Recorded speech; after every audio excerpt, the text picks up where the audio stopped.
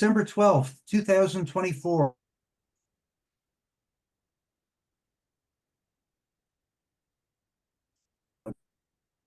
Every Thursday, Gene Lawler and I are delighted to host another cutting-edge webinar for mediators, arbitrators, lawyers, and everybody who negotiates.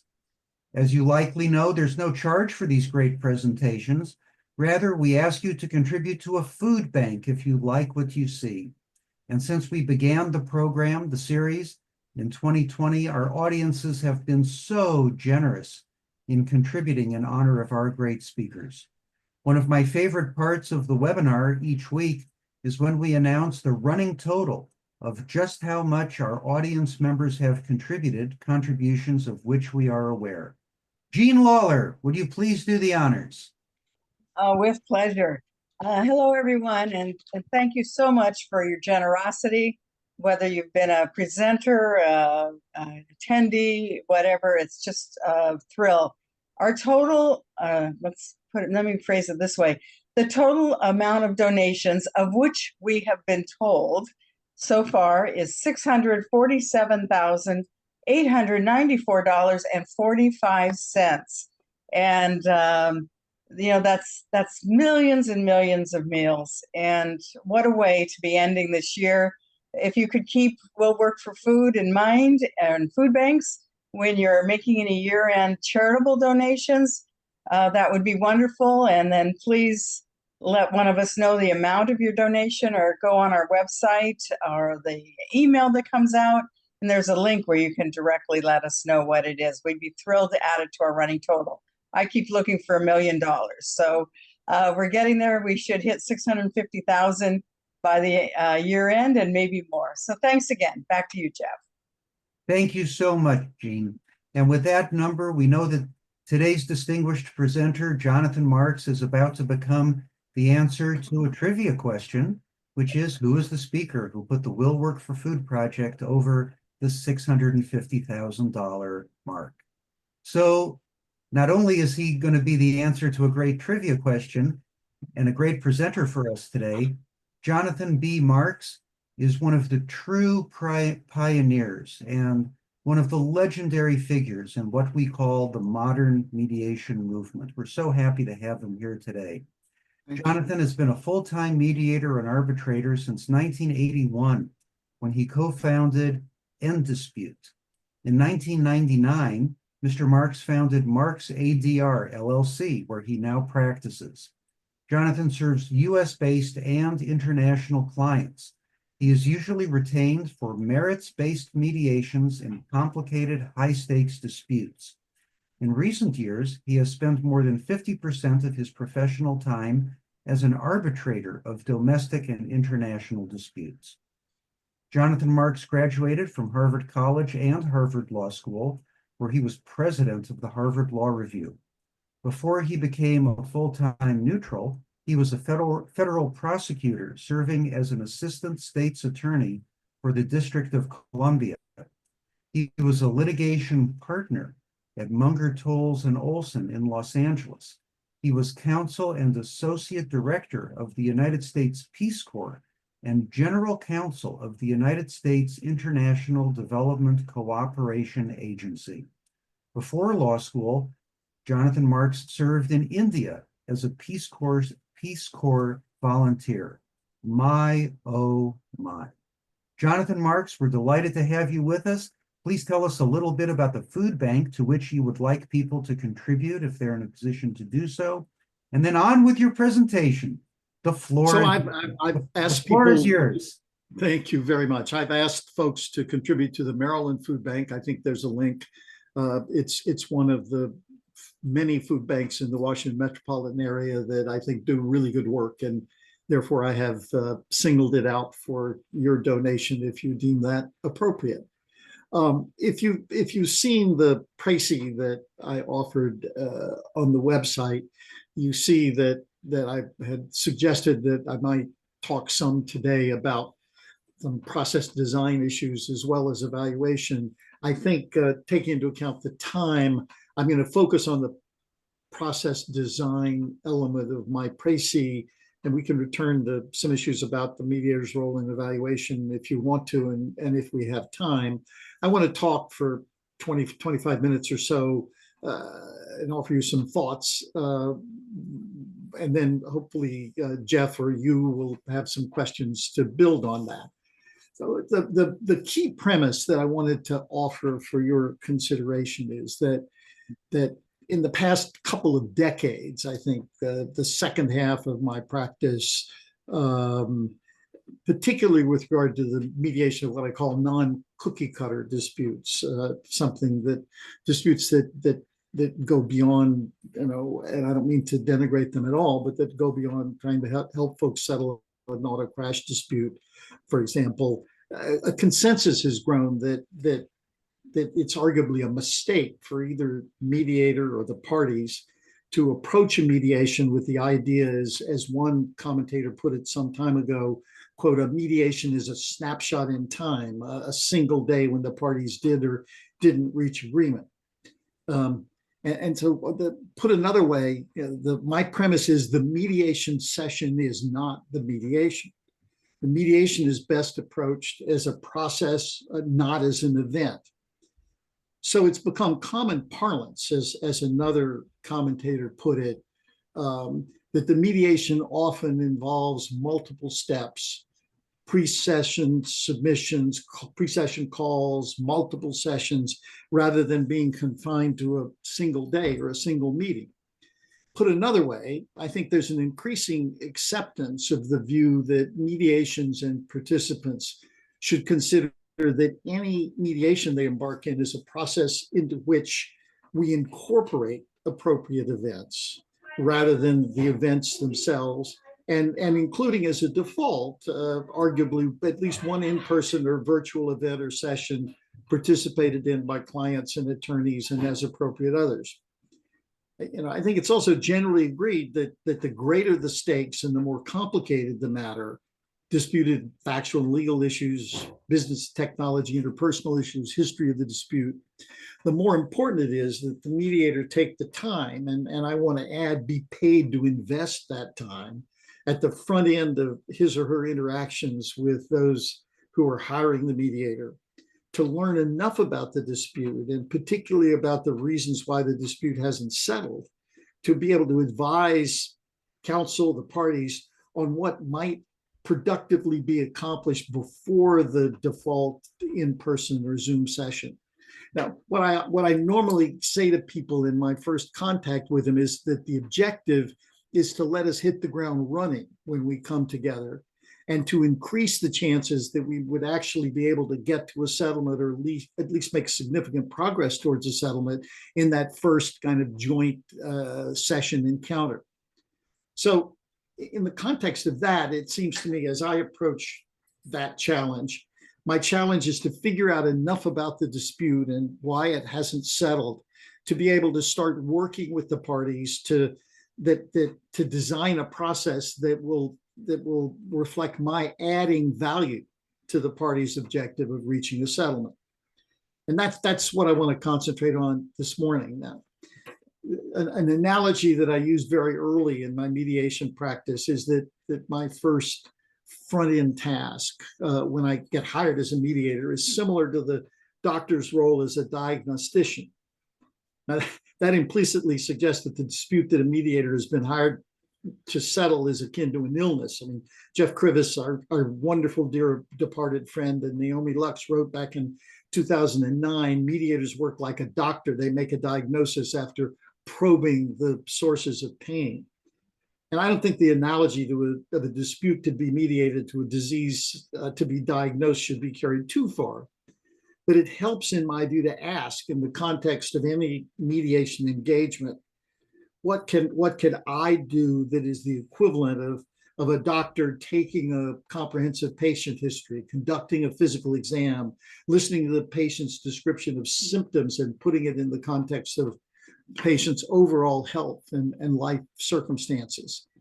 All of that is in order to make a diagnosis which reflects the doctor's best judgment about what's wrong with the patient, and in the context of the diagnosis, determining the course of treatment that's most likely to cure or improve the health of the patient. So what's the mediation equivalent?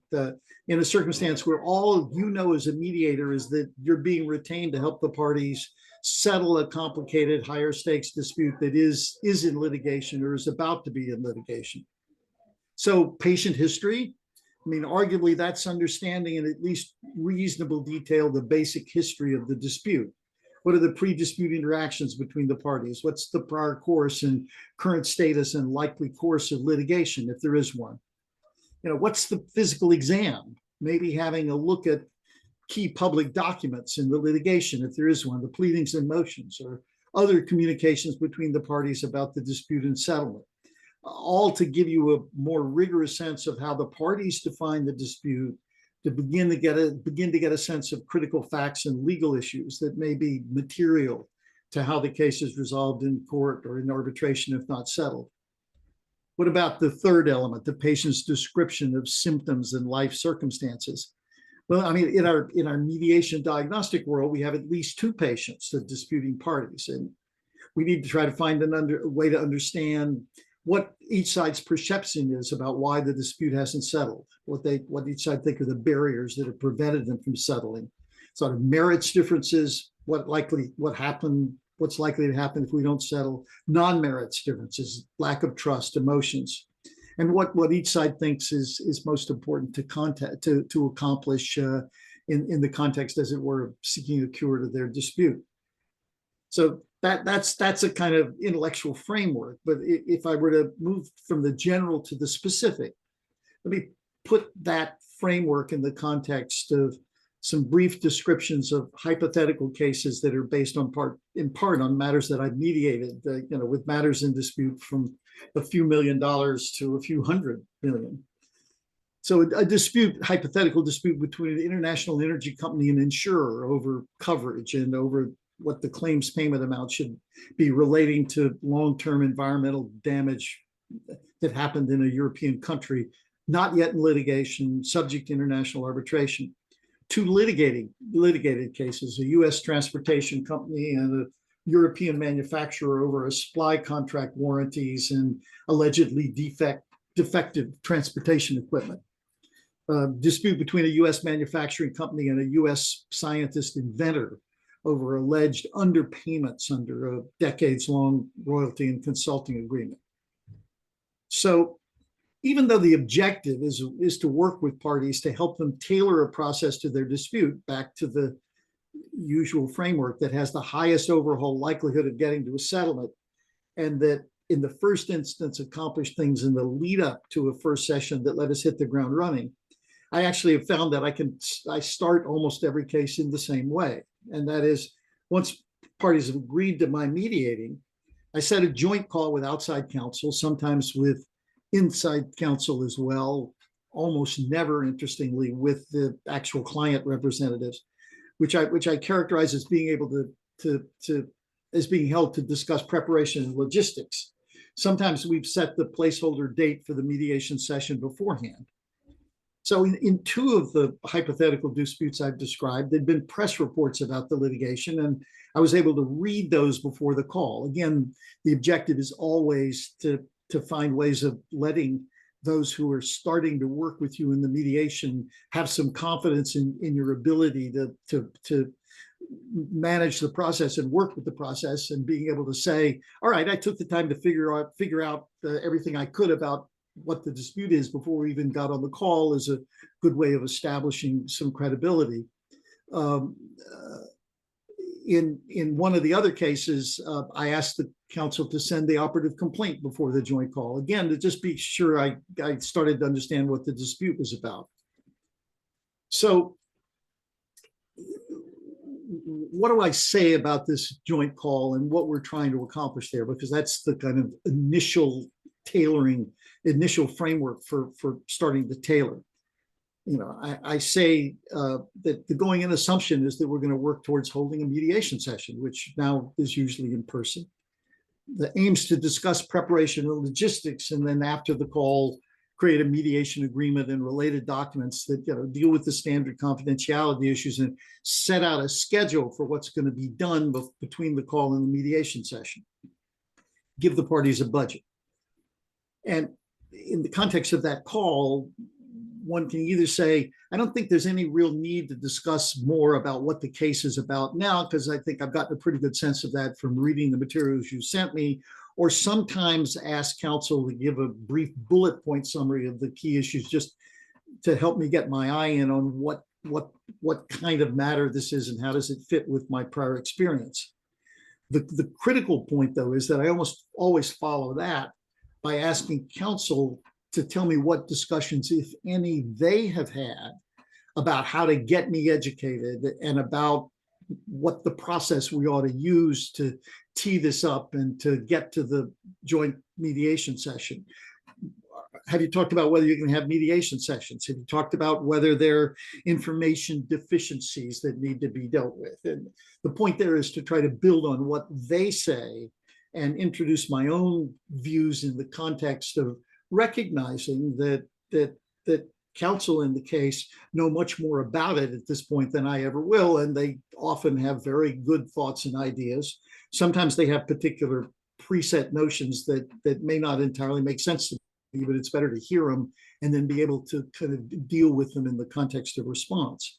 So my aim is, as I said, to build on what they say and figure out whether a kind of standard approach, which I'll describe, makes sense in the case before me, or whether we need to make alterations.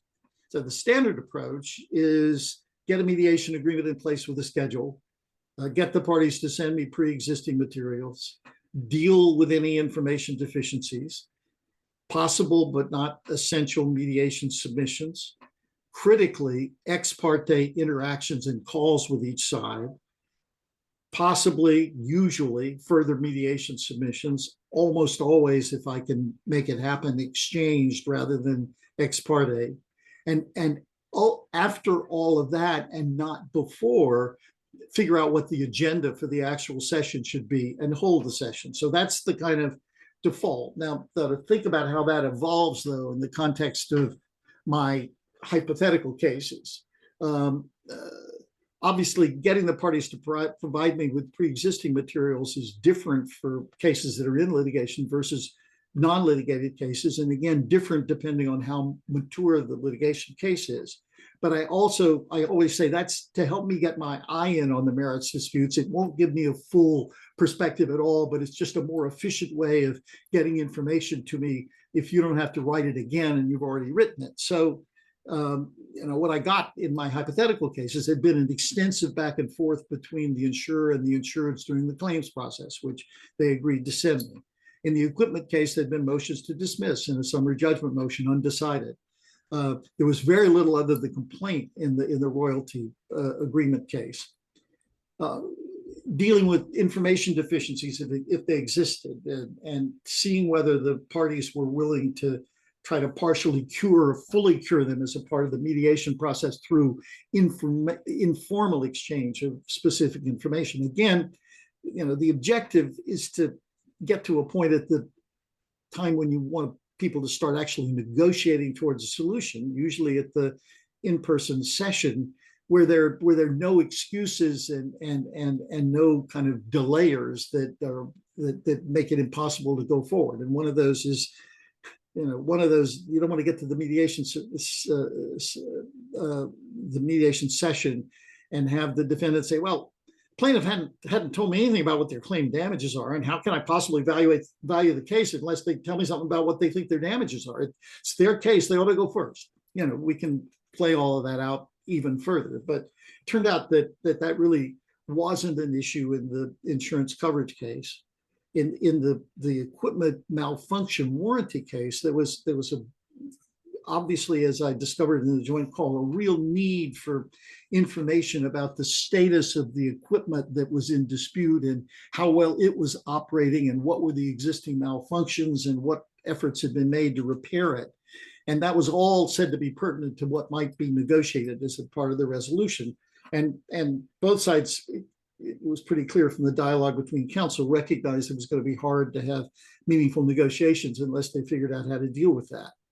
There were much more significant information deficiencies in the royalty case. They related to what the inventor scientists claimed were likely to be many products that were actually being sold by the manufacturing company on which royalties should be being paid but weren't, and relating to projections for future sales on products that were agreed to be royalty bearing that the plaintiff side thought were going to be critical if in fact the negotiated solution, as both sides kind of said tentatively during the joint call, if the negotiated solution was going to be a buyout rather than a continuing relationship. So during the joint call, there was an agreement that the counsel in the equipment case would meet and confer about what needed to be exchanged as a part of the lead up to the mediation session, and that they'd get me involved if there was no agreement. And there wasn't any immediate agreement at all about the deficiencies in the royalty case. So the next element of the standard process, some form of what I characterize as succinct but not cursory mediation statements, kind of setting out what the jugular issues are with regard to what's going to happen in the litigation or arbitration if it goes to final judgment or award if we can't settle. In the insurance coverage case, there was an agreement that we didn't need initial mediation statements. They would send me their claims exchange, and we would then have a further discussion about whether anything else was needed. There was an agreement that after the further information exchange in the equipment case, each side would send me and each other mediation submissions in parallel, because both sides recognized that there were some things about what might happen in the litigation absent settlement about which there were real differences of view and that were material to thinking about what the appropriate settlement should be. And there was an agreement that one needed to have some further discussions in the royalty case. So what happened? Well, in the insurance case, there was an agreement about a policy amount at issue, which was, call it 100 million. And the fight was over how much of the policy should be paid based upon both some questions about what the past claims had been and what additional claims against the policy would be over time, and also differences of view about whether there was coverage at all, which the insurer, needless to say, said ought to lead to a big haircut. And there'd been prior low-end and high-end offers. So again, there was an agreement that I'd read the claims exchanges, I'd have ex parte calls, I'd get more detailed sense of the history, I'd learn more about the negotiation, and I'd focus with them ex parte and confidentially about what their views were about how to value the claim, and sort of learn some more about what the key differences of view about coverage were. And sort of after the calls, we actually agreed that we would do mediation statements, not about everything that could be debated, but about three key defined issues that were seen most significant to driving each side to what the discount should be. Those were exchanged. There were agreements, again, that we'd accomplished in this pre-mediation interaction. And in the mediation statements, we'd accomplished enough getting the merits differences on the table that we didn't have to have merits discussions at the beginning of the in-person session. From there, it was a pretty classic get it done in a day with some shuttle diplomacy and numbers running and negotiation coaching to get to a deal, all of which might not have been accomplished in the first day if we hadn't done the interactions that we did beforehand.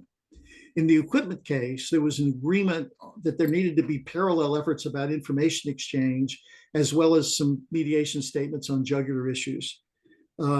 After I got the mediation statements, we did some ex parte calls, which again led to a recognition that there was some real issues about how the settlement of the dispute related to the particular items of equipment should or shouldn't be related to the ongoing relationship with regard to the continuing operation of other items of equipment.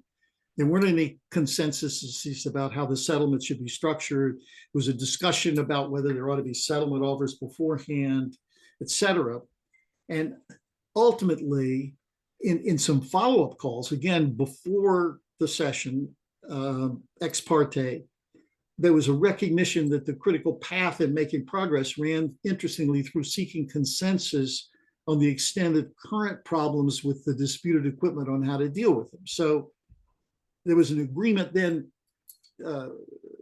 that the initial mediation session should actually focus only on technical issues and should have technical people there, and that the role of mediator would essentially be to manage the meeting and manage a discussion about the technical issues observed by inside and outside attorneys and the senior executive, to see if we couldn't get some consensus about what we agreed on and what we disagreed on that went further than where the parties were. Session was held. There was homework for each side. That led to an in-person session without technical people. That led happily to an agreement that at least which way the settlement value should flow from the manufacturer to the transportation company. But again, there were big disagreements about how much cash should be paid and how much should involve credit about future purchases or additional services. That led, again, to a multi-month process, trading of settlement proposals, et cetera. Ultimately, the facilitated back and forth got to a settlement. But again, the point being that the kind of upfront interactions with the parties led to the ability to design what I think was as efficient as a process as there could be, that really didn't follow the traditional model. The same was the case, to finish up what I want to say initially, the same was the case with in a different way with the royalty case. It was clear from the initial joint call that following a standard procedure, getting pre-existing materials, having mediation submissions, having an ex parte call with each side, figuring out from there what the agenda should be, and getting everybody together to have a mediation session in which we tried to negotiate a solution, that just wasn't going to get us there. There were too many variables, too much uncertainty, too many differences about kind of where things were and what needed to be known in order actually even to think about negotiating or value the case. So actually what came out was that what came out after a joint call and after an initial follow-up in the next couple of days, ex parte call with counsel on each side, so we'd actually do a two-phased process where we had a mediation agreement in place that provided that we were going to do phase one, gave a budget for phase one, and said, assuming we reach agreement, we'll go forward to phase two. And the provision for phase one would be, again, I'd get some pre-existing materials. I'd have ex parte Zoom conferences with the first pair just involving outside counsel, the next pair involving both the inventor, scientist, and his counsel on the one hand, and a senior business executive on the other, that would aim to give me, with the understanding that all of those calls would be confidential and not disclosed to the other side, aiming to give me enough knowledge about what the fight was about and what the uncertainties were, that I could work with the parties to design a process that we hoped could move forward to some kind of a settlement. In light of what I learned during those calls was a multi-nine-figure gap in case valuations. There was an agreement that the objective should be a buyout, but that's about the only thing there was an agreement about, a divorce, as it were. And then out of that came an agreement as to what we do in phase two, which basically it was agreed would be a multi-step process involving information exchange about future sales of undisputed products and all sales of the disputed products. Then actually 5 separate focused mediation agreements, each on one discrete legal issue that both sides agreed were material to establishing the buyout number, an agreement post information exchange and post those legal briefing papers on comprehensive mediation statements for the mediator on the other side that really laid out each side's view kind of globally about what the fight was about and why one side ought to have a lot more butterflies in its stomach than they apparently had in light of the signals they'd given about how they valued the case. And then ultimately, an in-person session to actually try to have a negotiation. So we implemented phase two. We ended up with a couple of in-person sessions, weeks apart. We made progress. We got to an impasse where there was a material gap. And interestingly, there was an agreement that the only way to solve that problem, but which turned significantly again on lack of trust on the inventor's scientist part about whether the information he was getting informally from the company through the mediation process was accurate in terms of identifying all the products that were potentially royalty bearing. There was an agreement the only way to solve that was to go back to litigation and do traditional discovery. So they actually went back and did that and spent a lot of money, although not a lot in the context of what the stakes were, over about a year. A year later, through some prodding from me, we started up the mediation again, and with new information, we ultimately found a way to resolve. So all of that is a way of sort of putting some meat on the core bones, which is, from my standpoint, at least with the disputes that I get involved in, I'm most successful if I view the process myself as an incremental one and persuade the parties themselves to view it as an incremental one, in which we work together, as it were, to figure out what the things are that we can do to increase the likelihood of settlement. We do those things, and then we try to use that framework as a method for negotiating a settlement. Almost always, again, through one or more in-person sessions, but with an awful lot done independent of those sessions. So, Jeff, I think that's a good place for me to stop and ask you or our colleagues out in the audience if there's things that we can discuss or I can comment about that would be of interest to you. Well, thank you so much, Jonathan. That's a phenomenal insight into how you manage and conduct the mediation process. You commented quite a bit on the front end of the process and setting it all up, which is so important. And of course, we also like to talk a lot about closing techniques and how to get people over that last gap once you kind of narrow it down and the aroma of settlement is in the room, but you just can't get people over that last hump. What insights can you give us on what works in your experience? To be frank, I'm not sure. I have a lot of sort of striking insights that go beyond what is, as you well know, a kind of extensive literature of what the techniques are to break impasse. I'll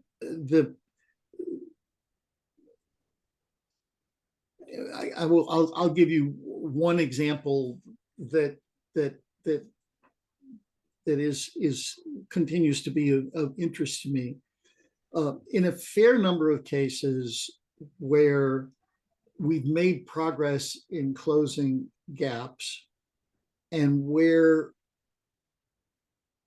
I've figured out, at least to my high level of confidence, that either the numbers on the table from each side, and I'm simplifying by assuming for purposes of this discussion that what the fight is about is indeed over a kind of single number kind of settlement. And obviously we can complicate that if the settlement has to deal with multiple issues and non-monetary issues as well as monetary issues. But in the single number settlement case, like how many cents on the dollar for the insurance policy will the insurance company have to pay to buy out of any liability, or what's the actual cash buyout number to compensate the inventor scientist for unpaid past royalties and arguably owed future royalties. In a circumstance where one has narrowed that gap such that two numbers are on the table, A and B, which I'm confident, don't reflect the absolute top or bottom line from each side, but, start to get to a point where an offer not terribly start to get to a point where if the plaintiff is offered an amount that is less than, but not hugely less than what the plaintiff is saying it needs, the plaintiff will turn it down. Then, the question is, how, if at all, do you bridge that gap? And usually as a mediator, you have some sense that there may be a little bit of flexibility. Always as a mediator, if you believe everything people tell you at a mediation, you'll never settle a single case. So you've got to be skeptical. But in circumstances where I'm confident that there is a material non-bridgeable gap because each side believes that the number that they're have on the table or they're telling me privately is really as low or as high as they should go, I've been able in a fair number of cases to flip the process into what has historically been characterized as fair settlement or baseball arbitration by simply saying, let's think about where we are. I'm using hypothetical numbers. You think that the discount off of this $100 million insurance policy should be that you only pay 40 cents on the dollar. You think you need 60 cents on the dollar. So it's not as though the plaintiff is asking for 95 cents on the dollar. The insurer is saying, I'll pay you a nuisance value of 10 cents on the dollar, but there's still a material gap. It's possible to say to folks, you've got a choice. You have looked at the case in its entirety. You've thought through what you think the risks, opportunities, and costs are of continuing this matter through in the insurance case, an arbitration in front of 3 arbitrators in the London Court of International Arbitration, with limited discovery but a lot of expense. Are you willing to, you're confident that any rational independent observer would think that the settlement ought to be at or closer to your 60 cents on the dollar number than to the insurer's 40 cents on the dollar number, or vice versa? Are you willing to put your money where your mouth is? And what do you mean by that? Well, would you be willing to sort of allow a third party, or perhaps 3 third parties in a panel, to essentially decide in your place what a fair settlement is through some kind of process in which you present arguments to the third party that as to why your 60 cents on the dollar number is a more appropriate settlement in light of all the risks and opportunities and costs than the other side's 40 cents on the dollar number? And one can flip that dialogue to the other side as well. And one thing we might do, if you're willing to do it, is not merely set up a process in which each of you present your arguments as to why your settlement number is the more appropriate number, in some fashion that we can agree on to the third party or third parties. But then after you have that dialogue, give each of you one chance to put a different number on the table that's either 60 cents on the dollar or lower on the one hand for the hypothetical insurer, or 40 cents on the dollar or more for the plaintiff. And we'll make the independent third party or parties pick between the 2 numbers. And interestingly, there's a lot more to say about that, but interestingly, in a certain number of cases, I've been able to persuade people to do that. Interestingly, in the insurer case hypothetical that I gave you, in the real case that I've derived that not entirely matching hypothetical from, we just cut to a deal. In the inventor royalty case, we actually flipped it into a last best and final arbitration process.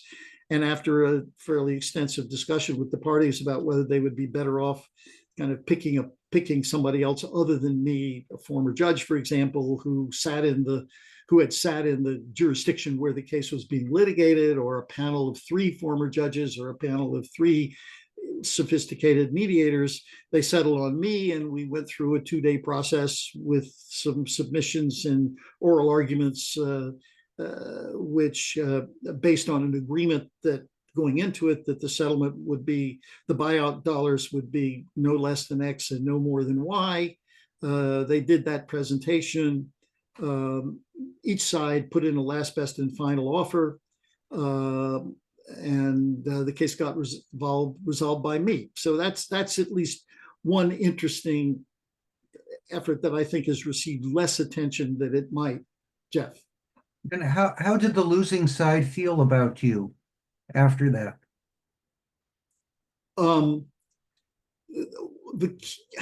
I think if one thinks about this across the spectrum of cases that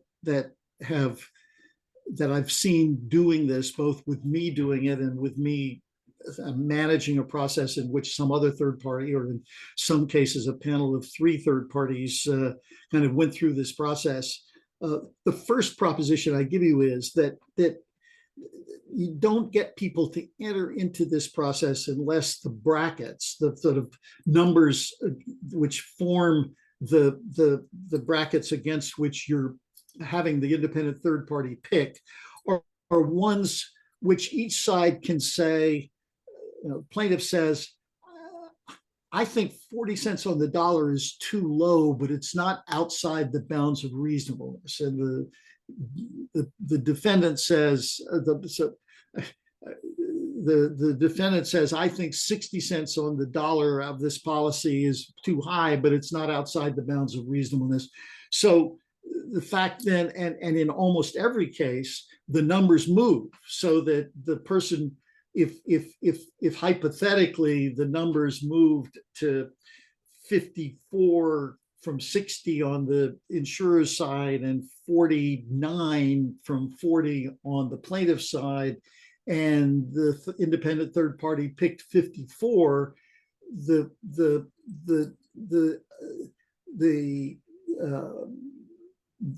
gap has been materially narrowed, the risk has been less, and the sense of loss is not, as it were, entire.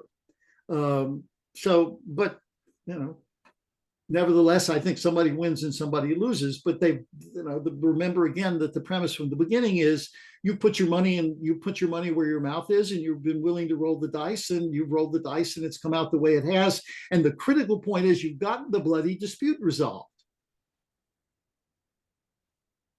And that's a plus. Yeah. That's a plus. So, Jonathan, you several times used terms, and I'm not sure whether you use them interchangeably or in a colloquial as opposed to technical sense. And those are terms like joint session, encounter, joint session, joint meeting, things of that nature. Many mediators are interested in, shall we say, many mediators seem to be more interested in what we have generally referred to as the joint session at the beginning of the mediation day. And we mediators many times seem more interested in that than the other mediation participants seem to be interested in that. So were you using those expressions like joint session, encounter?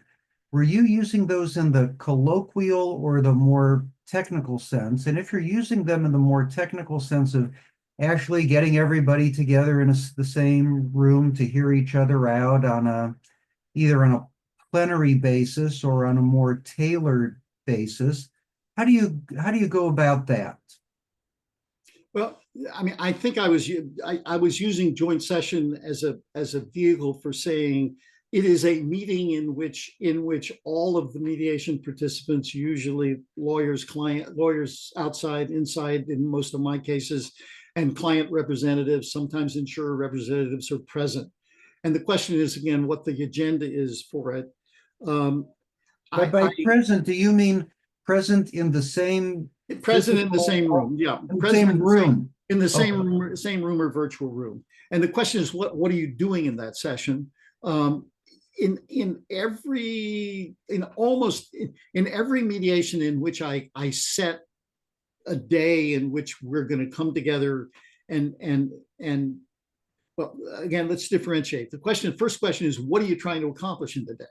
There are some cases, such as the equipment case, where we agreed up front that we are coming together to have a dialogue about a particular defined set of issues that we think we can create better understanding about in terms of what we agree on, what we disagree on, why we disagree, and whether there's anything we can do to narrow the disagreement. In those kinds of circumstances, the intent from the beginning is we're going to primarily spend our day meeting together, having a discussion or dialogue that is moderated by the mediator.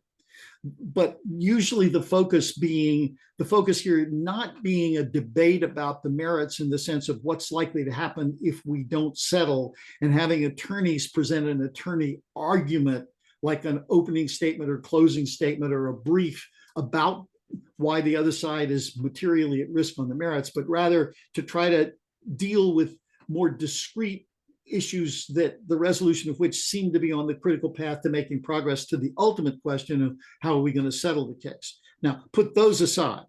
In the mediations the mediations that I do, my objective, if I can, is instead of having a mediation in which, for example, the parties have a 4-page mediation brief that basically quickly educate me about some of the issues, and then we allocate an hour or an hour and a half to the attorneys on each side making an oral presentation.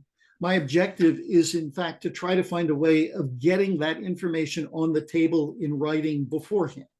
If I can get that information on the table in writing beforehand, one, it's more easily accessible for me. Two, it tends to be more rigorous than you will get in an oral presentation from an attorney.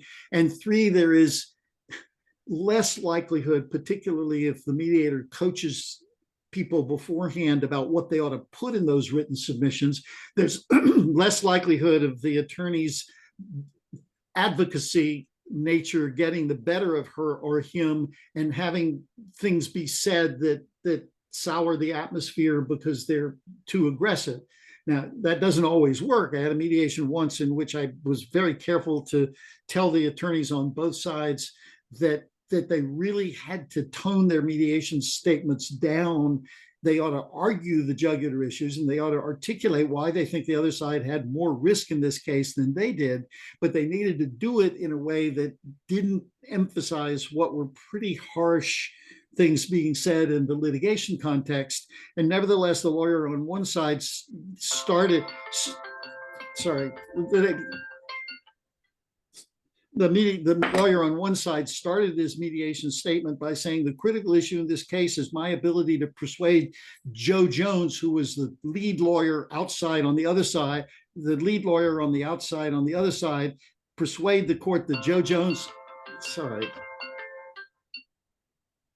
Jones committed fraud on the patent office. And needless to say, that didn't go over very well. But the point being that if I can get the parties through exchange mediation statements or through sometimes some other dialogue, for example, between a moderated dialogue between just the outside counsel that I do by phone, if I can get them to get on the table what they think the critical differences are on the merits, then I don't have to have that debate at the session, and I'm more likely to be able to have a joint session, which is very brief comments from me, education about confidentiality, and let's talk about what we're going to do, and then go back into separate sessions, the aim of which is to advance the dialogue on whatever basis we're going to try to do it. Now, the thing that one can also say in that context is we're not forgetting that the parties have a good faith, apparently, difference of view about what's going to happen if we can't settle.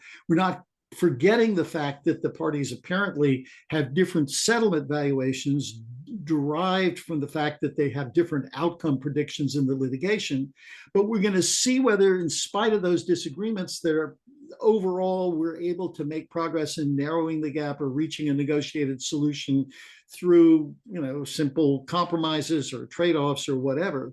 If at a point later in the mediation we find that there really does seem to be a gap that's hard to close, we ought to have a better sense at that point why it is we're not closing that gap. Is the reason because of 2 of 8 issues that are critically going to be litigated in court on which there are fundamental differences of view? Maybe at that point it will be helpful, and I've done that, to bring the attorneys and the clients together and give the attorney on side A the opportunity to talk directly to the inside counsel and clients on side B about those two issues in a facilitated way, which is more efficient than having the attorney tell it to me in private and me go to the other side and say, this is what it is. So does that give you some sense of what I'm talking about here, Jeff?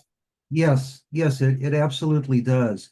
At the very beginning of the mediation day, Jonathan, many mediators believe that it's important for a lawyer to be able to address the clients on the other side directly. Even if you've had those preliminary conversations, they've been productive with counsel, that letting the opposing client, if you will, hear it from the horse's mouth is valuable.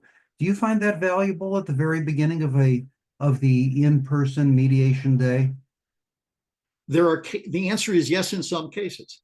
And the answer is that's the whole purpose of the pre-mediation efforts that I started talking about, is to figure out in a particular case which of a multiple set of tools that are arrows that are in a mediator's quiver that we all know about are potentially useful to try to find a way of advancing the ball. Which ones of those are most likely to be useful in this particular case? And it also means that I also find out what one side or both sides think might be most useful, and one needs to listen to them. And even if one has sometimes some doubts about it, you need to take into account their views. And so there are cases, there are cases in which, again, usually in as carefully structured a way as I can to try to avoid overzealous oral advocacy that will simply send us in the wrong direction, it is sometimes useful to structure an opening session in which the attorneys make a particular presentation. I'll give you, again, a specific example. Sometimes we agree to have an exchanged set of parallel opening mediation submissions. And sometimes the parties, because of time or other reasons, don't take advantage of the possibility of having a brief responsive submission to close the substantive loop. In those circumstances, I often structure an opening session in which I give the counsel for each side 20 minutes, the aim of which and the instruction of which is your job is only to comment on points made in the other side's mediation submission, not to go beyond that. The reason, again, being, I think that can be done more efficiently than come into the mediation venue, have an ex parte meeting in which counsel A says, here are the 5 things that are wrong with the other side's opening mediation submission. And I go to the other side and say, hey, by the way, counsel on the other side says, here are the 5 things that are wrong. In some of those circumstances, Jeff, one of the reasons for doing it jointly is because I think there's some value in exposing the client on side B to who the lawyer is on side A, particularly if I think that lawyer or the lawyers on both sides may not be as perceived as effective as advocates as I think they are. And I want them to be, the client on the other side to be exposed. Because again, the overall objective in any kind of merits dialogue, however conducted, is to deal with the proposition that if there is a material gap between settlement valuations based upon differing likely outcomes in court, then one of the needs is to find ways of putting more butterflies in the stomach of party A or the stomach of party B or the stomachs of parties A and B in order to modify that. And the question again for the mediator is, what's the right way to do that? Well said. Now, Jonathan, you also used the term the in-person mediation session, and we're sort of talking in person today. And we're sort of not in person today because we're on our computers. How have you adapted to online technologies in the post-pandemic era? Are you conducting a lot of mediations online, and what adaptations are necessary for mediators? I'm not anymore. I don't think in the last year I haven't conducted any online mediations. But what I have done is shift entirely from telephone conferences to Zoom conferences, which I find, much better as a way of conducting the initial joint call, much better as a way of conducting my ex parte calls. There can be where we're doing things in terms of information exchange or other things of that kind, where historically, in a big enough case, we might have scheduled an actual meeting to have a sort of a discussion and a negotiation involving outside counsel and the mediator over the protocol for information exchange. We can do all of that via Zoom in a way that we wouldn't otherwise. So, if I have the, if we also, in the usual way, often have one or more people participating by Zoom. The only Zoom mediation I've done in the last year completely by Zoom involved parties in China, Europe, and the east and west coast of the United States, in a circumstance where people thought we ought to be able to get something done without having everybody have to travel. You get pushback on is it a requirement or a preference of yours to be in person? Do you get pushback on that? No, not. The answer is no. And it could be again that one of the values of being able to do Zoom mediations is that it's more cost effective in terms of expense savings. And it could be that the kinds of cases I do are sufficiently litigation expense intensive, as it were, that the incremental costs, not just of what they pay me, but to travel, are relatively small in comparison to what the law firms are getting paid. And so it's easy to do in those circumstances. And perhaps the marketplace simply knows that you're an in-person mediation kind of guy. I guess. Yeah. Last point is you talked about budgeting, and I'm curious to know how you set up a budget and the fee for your services, if you don't mind pulling back the curtain on that a little bit. What I charge is on my website. That's my first belief. I've always thought that one should be open about that. Basically, what I say to people is, we're going to have a joint call. We're going to set up, if we can, the set of events we're going to undertake to and including the initial in-person mediation session. And that based on that, I'm going to give you my best budget for the number of preparation hours that I think I'm going to need, and the charge I'm going to make you for the in-person session and any expenses. And I'm going to send you a retainer agreement, and assuming there are two parties and you're splitting 50-50, and ask you both to pay the whole thing beforehand. And I agree that I'm not going to exceed that budget without your permission.